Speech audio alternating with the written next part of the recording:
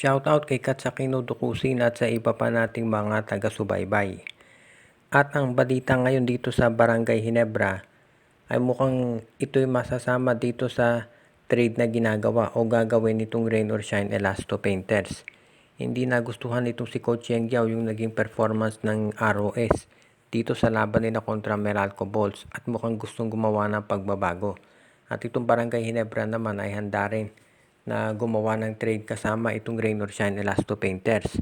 Ang nakikita natin dito baka maging 3-team trade ito actually dito sa panig ng Ginebra, ng Rain or Shine at ng Terra Firma Jeep.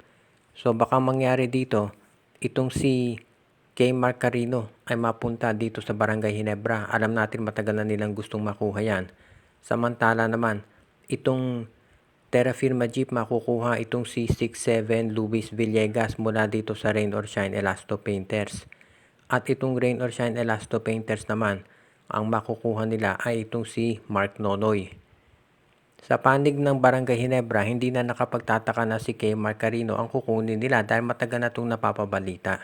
Kaya kung makuha ng Ginebra si kay Mark Carino, masosolve na yung problema nila sa center. So hindi na nakagugulat na ganyan talaga ang gusto ng Ginebra. Sa panig ng Terra Firma Jeep, kaya nila gustong makuha naman itong si Luis Villegas mula dito sa Rain or Shine.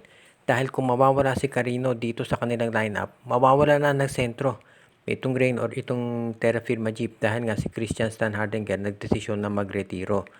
So kung mawawala si Carino, mas bagay na makuha nila ito si Luis Villegas. Dahil si Villegas ay 6'7 din na center na hindi naman nagagamit dito sa Rain or Shine Elasto Painters.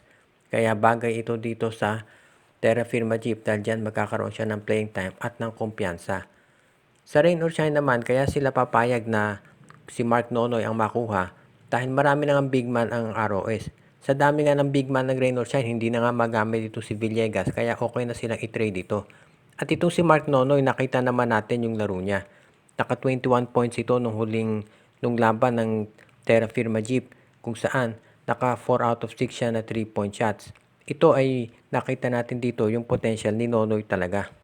Alam naman natin na yung mga wingmen at mga guards, isa yan dun sa maganda talagang gustong ginagamit ni Coach Yeng Giao sa kanyang sistema. Kaya babagay itong si Mark Nonoy dito sa Rain or Shine Elasto Painters. Balanse naman yung trade na nakikita natin dahil magkakaroon ng center ng Ginebra, magkakaroon din ng center itong Terra Firma Jeep at ang Rain or Shine Elasto Painters naman makukuha yung guard na gusto nila makadadagdag dito sa kanilang rotation. Kapag nandito na sa Barangay Ginebra itong si kay Mark Carino, mababawasan na yung load dito kay Japet Aguilar.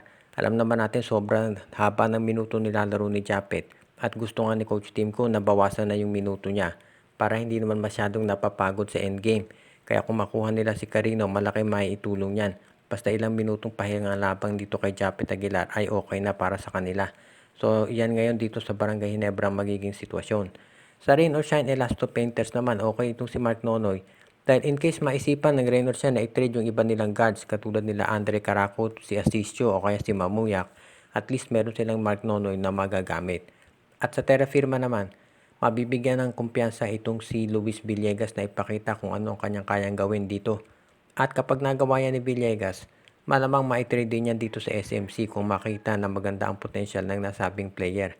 Kaya dito natin aabangan kung anong mangyayari kay Luis Villegas, kay Mark Carino at kay Mark Nonoy kapag natuloy ang nabanggit na trade na ito.